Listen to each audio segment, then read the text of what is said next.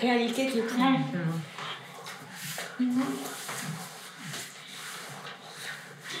Mais ta mère, nous, un amour quand on est confiant. Bah oui. Ouais, c'est ça, c'est ça. Ah ouais.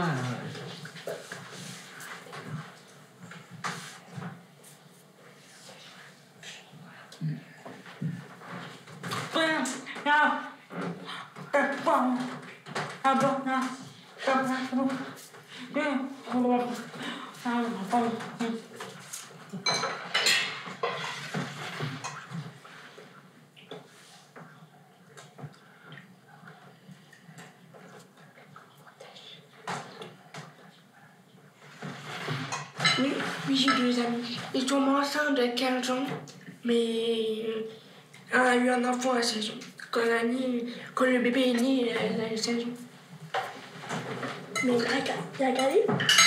Oui, il a gardé.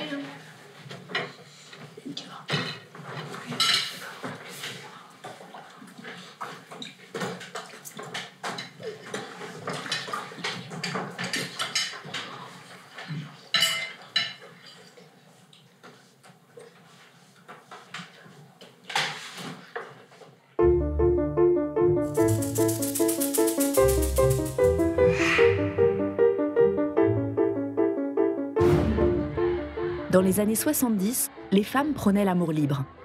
Mais le plaisir était toujours contraint par l'appréhension d'une grossesse. La pilule devient légale en 1967, mais elle ne sera remboursée par la sécurité sociale qu'en 1974. L'avortement est autorisé grâce à la loi Veil, votée en 1975. Il aura fallu que les femmes mènent un long combat pour acquérir tous ces droits. C'est à partir des années 50 que l'éducation sexuelle a été introduite dans les programmes scolaires. Et depuis 2001, pour améliorer la prévention, ce sont des intervenants extérieurs, professionnels de la santé, qui viennent sensibiliser les élèves à la vie amoureuse et sexuelle.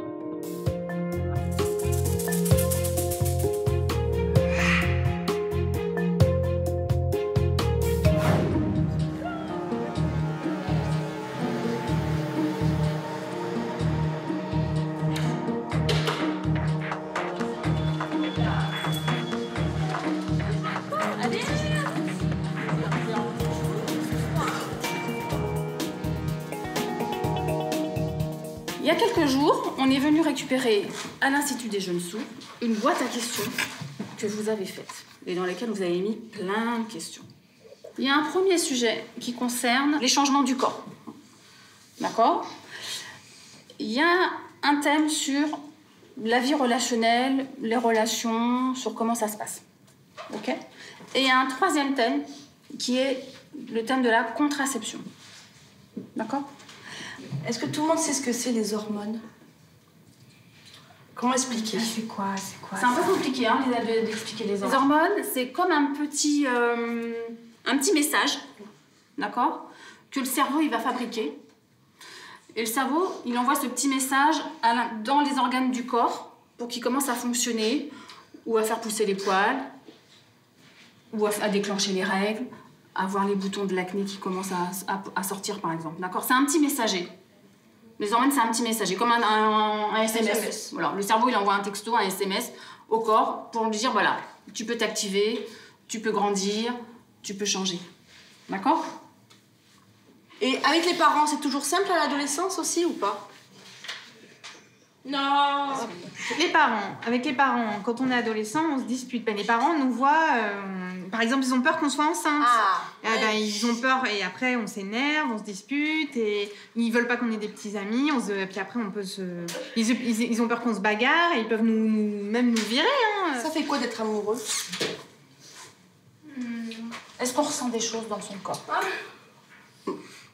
Alors après on fait l'amour. Oui. Ouais.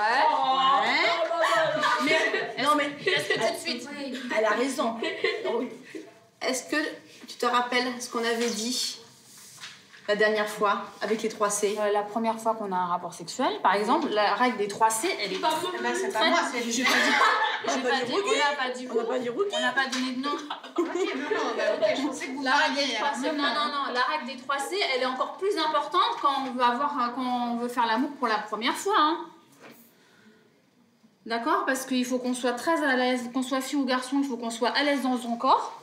D'accord? Il faut qu'on puisse se sentir prêt dans son corps, prêt ou prête. Dans son cœur, il faut qu'on soit sûr de ses sentiments. On est sûr que l'autre nous aime bien aussi. D'accord? Et surtout, il faut que dans sa tête, on n'ait plus aucune question.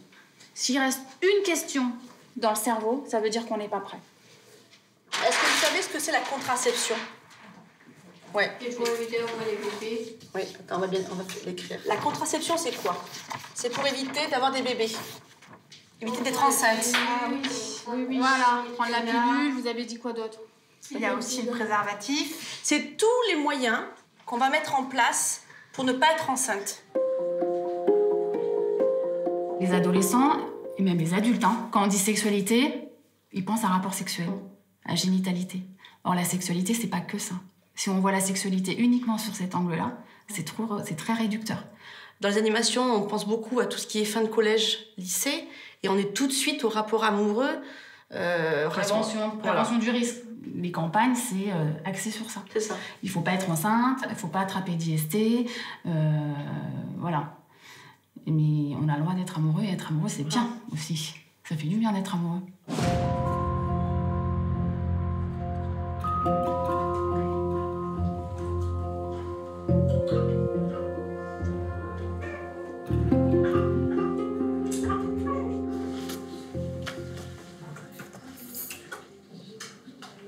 Voilà. Bien. Voilà. Voilà. Voilà.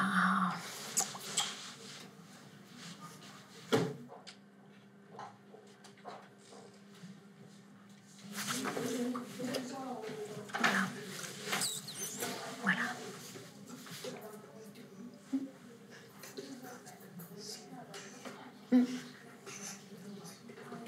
Voilà.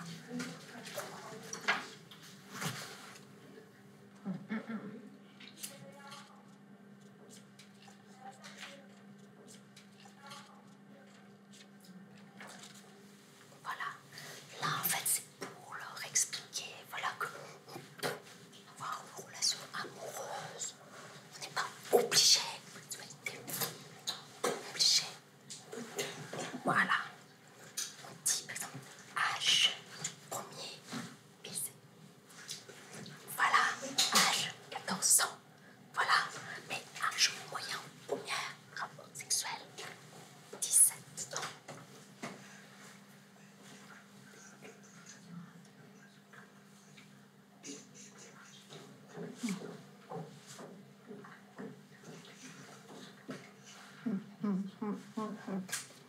Dire, voilà, sur Internet, il y a information fausse.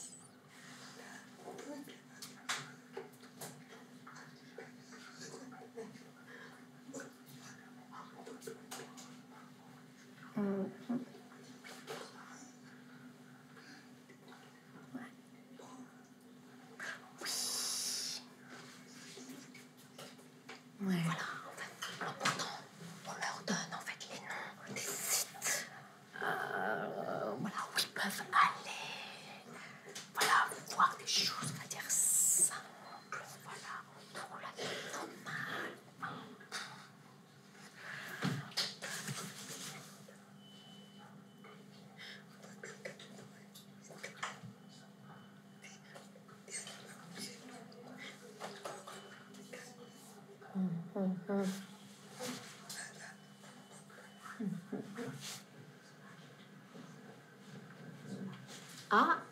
On va voir, hein. Peut-être que...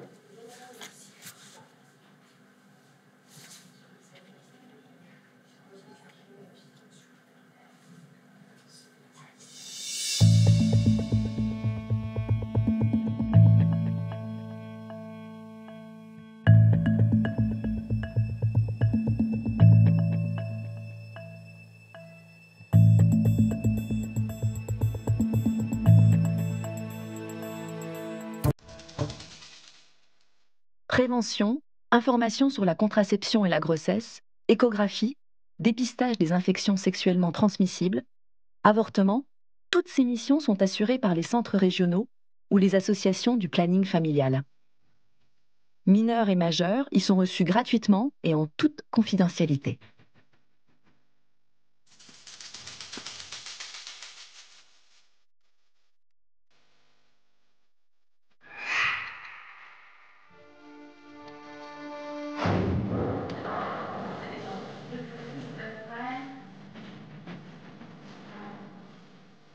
Vous avez 16 ans, Oui. c'est ça? Est-ce que vous savez comment ça se passe pour les mineurs quand vous venez en centre de planification? Non, pas du tout. Non, parce que je vois que c'est une copine qui vous a dit de venir ici, mais elle vous a expliqué un peu ou pas? Non. Non? Alors je vous explique. Les centres de planification, ils ont été créés pour que les jeunes, et notamment les mineurs, puissent avoir accès gratuitement à la contraception, au dépistage des infections sexuellement transmissibles et avoir accès à l'information concernant la sexualité. D'accord? Et la particularité, c'est que les mineurs ont le droit de venir sans l'autorisation de leurs parents. D'accord? Donc, vous avez le droit de demander la confidentialité par rapport à vos parents. Si vous ne voulez pas que vos parents soient au courant que vous venez ici, vous avez le droit de le demander. D'accord? Est-ce que vous souhaitez garder la confidentialité par rapport? D'accord. Donc, vous imaginez un autre moyen de contraception? La pilule, je l'ai déjà pris 2 fois dans l'année, donc je ne veux pas la prendre 15 fois dans l'année, sachant qu'à un moment, peut-être ça va pas Vous parlez marcher. de quelle pilule? Du lendemain. La pilule de lendemain, d'accord. Et pourquoi vous dites que vous l'avez déjà prise 2 fois, c'est ça? Parce qu'il y avait eu un souci dans un rapport sexuel? En fait, que moi, avec mon copain, on ne se protège pas. Pas du tout? Pas du tout. Pourquoi? Parce qu'on l'aime pas. Vous aimez pas quoi? Le préservatif, ça nous gêne. Ça vous gêne? D'accord. Donc du coup, vous en mettez pas du tout? Non. Et pour autant, il y a un projet de grossesse ou pas? Non. Non? Alors du coup, la solution, c'était de prendre la contraception d'urgence? Oui, mais comme on le fait souvent, donc je voulais mettre l'implant. Vous avez déjà vu à quoi ça ressemble ou pas? Oui, c'est tout petit. Tout petit comment? Vous avez une idée ou pas? Non, comme un carré, un petit carré. Ah non, l'implant, c'est pas un petit carré, c'est un petit... C'est un peu comme ça. Regardez, je vous le montre. Et je vous le montre ici sur la plaquette. Regardez. Donc, c'est un petit dispositif et qu'on met effectivement à l'intérieur du bras. Ici. C'est un petit dispositif comme ça, c'est un petit tube. C'est souple, vous pouvez le toucher. Vous voyez? Ah oui. D'accord? Oui, c'est souple. Et à l'intérieur, il y a des hormones.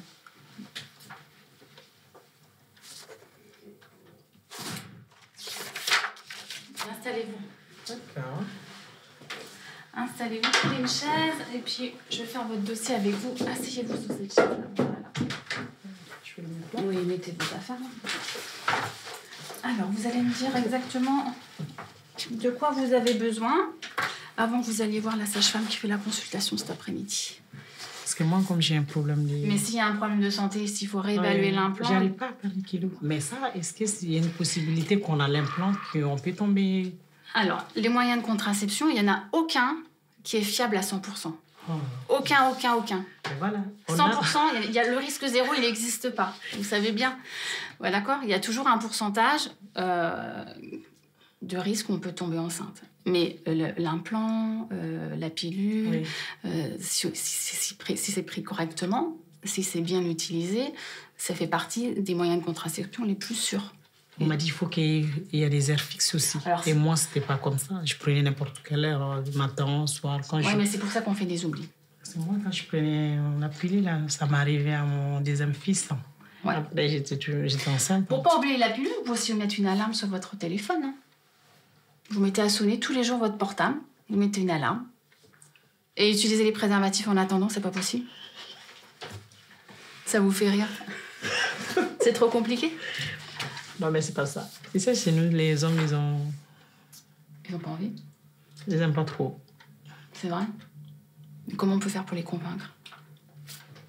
Ça dépend. Il y en a qui sont compréhensibles, mais la plupart, ils aiment pas.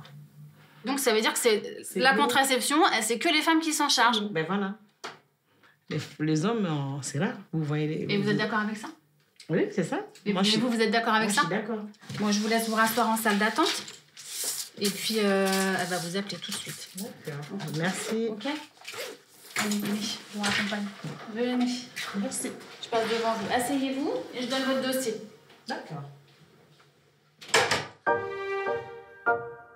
Une femme sur 3 se fait avorter au cours de sa vie.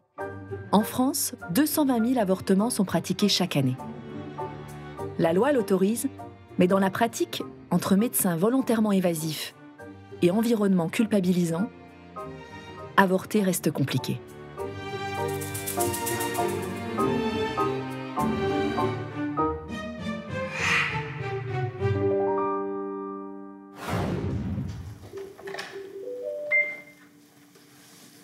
Planning, bonjour. Pour avorter, donc vos dates de vos dernières règles. Est-ce que...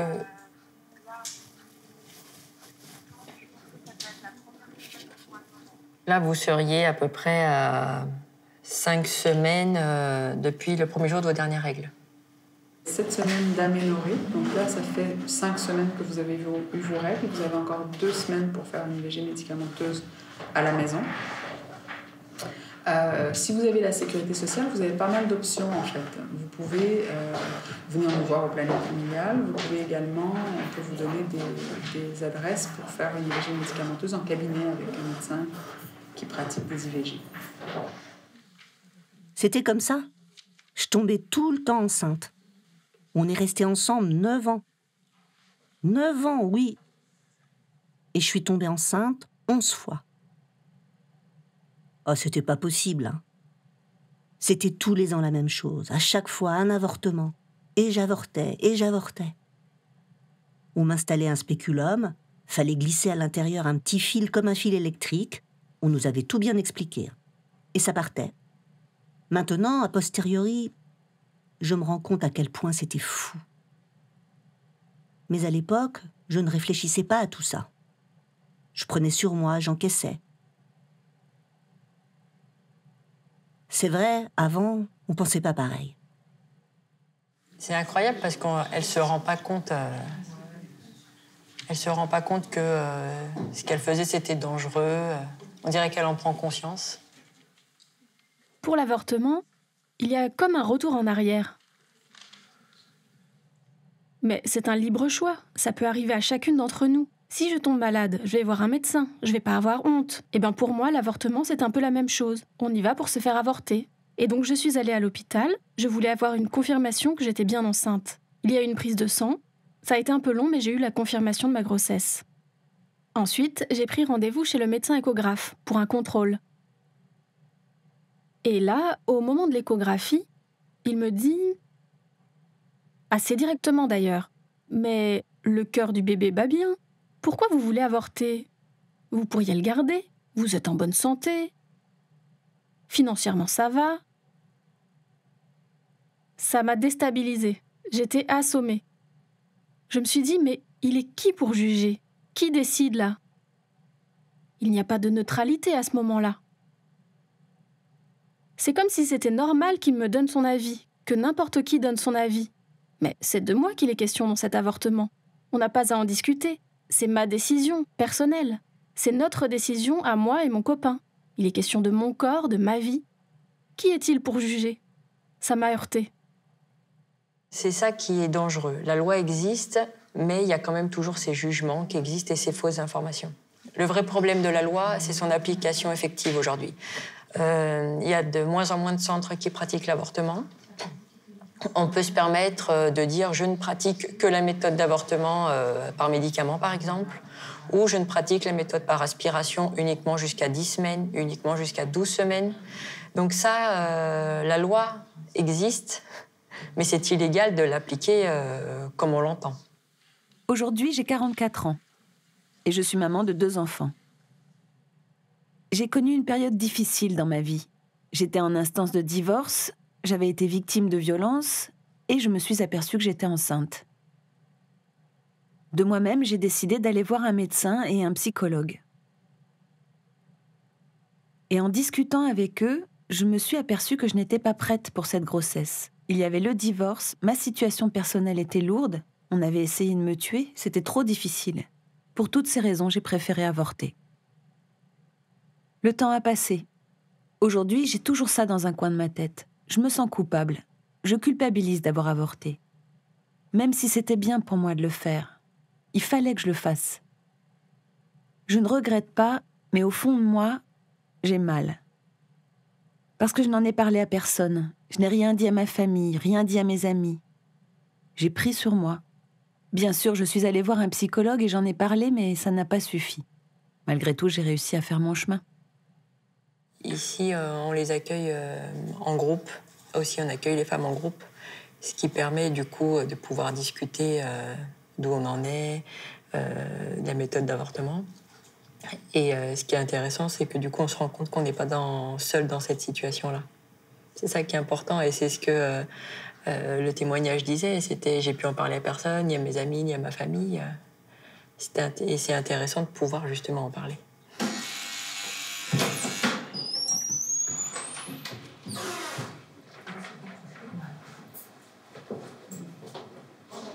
Bonjour. Caroline. Je suis la coprésidente du planning familial. D'accord. Alors, je me présente, je suis Shirley. Enchantée, Shirley. Je suis la présidente de l'association Femmes Sourdes, Citoyennes, Solidaires. C'est le signe de l'association, le logo de l'association. D'accord. J'ai besoin de savoir, en fait, le planning familial, c'est la première fois que je viens. Je ne suis jamais venue ici. Là, je découvre les lieux, c'est vraiment très intéressant. Est-ce que vous avez déjà accueilli des personnes sourdes ici ? Elle venait ici dans un premier temps pour avoir accès à l'information et pour sortir, nous disait-elle, du monde des sourds qui est très petit et elle ne voulait pas que ça se sache dans leur entourage. Et je pourrais dans ces cas-là aussi vous inviter pour une intervention qui sera signée. Et au moins les femmes, elles auront les informations en intégralité. Parce qu'il y en a peut-être une ou deux qui viennent ici et qui finalement ont besoin d'informations complémentaires. Il y a le problème d'accessibilité, comme vous dites, mais il y a le problème aussi de connaître ses droits. C'est-à-dire pour les mineurs, par exemple, où est-ce qu'elles peuvent avoir connaissance que l'avortement est gratuit et anonyme ? Et la contraception aussi, qu'elles peuvent venir elles-mêmes et que nous, on leur trouvera un interprète, par exemple, sans l'autorisation de leurs parents. Ça, c'est important de faire connaître ses droits. C'est quelque chose sur lequel on pourrait travailler.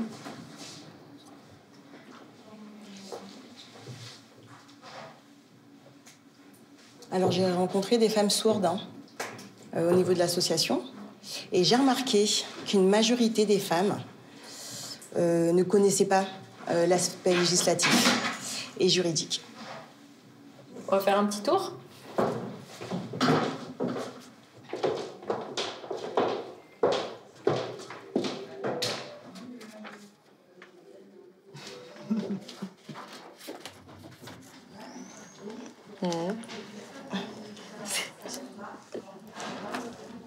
Je veux. Voilà.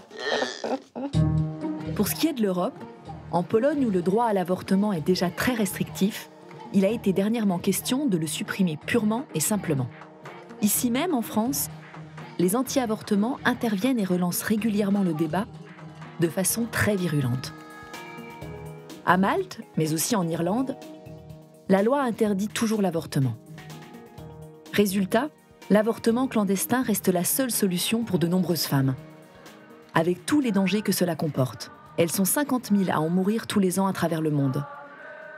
Les lois et les droits en faveur des femmes existent, oui, mais il suffit d'une crise politique, économique ou religieuse et ils peuvent être remis en question.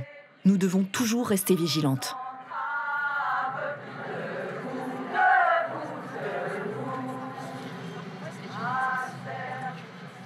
Nous vivons dans un monde vraiment dominé par les hommes. Encore aujourd'hui. Et cette domination tend à s'amplifier et à se durcir, notamment par le changement de certaines lois, qui pourraient nous reléguer au Moyen-Âge. Interdire l'avortement aux femmes, les obliger à garder les enfants parce que les hommes l'auraient décidé, ce n'est pas acceptable. Mais il y a toujours des femmes pour accepter ça, pour des raisons religieuses, culturelles, Elle donne raison à ces discours dans lesquels l'homme a tous les droits. Moi, je dis non. Il faut arrêter ça. Alors comment faire ? Par l'information et la prévention, il faut mettre en garde contre l'emprise des hommes sur notre monde.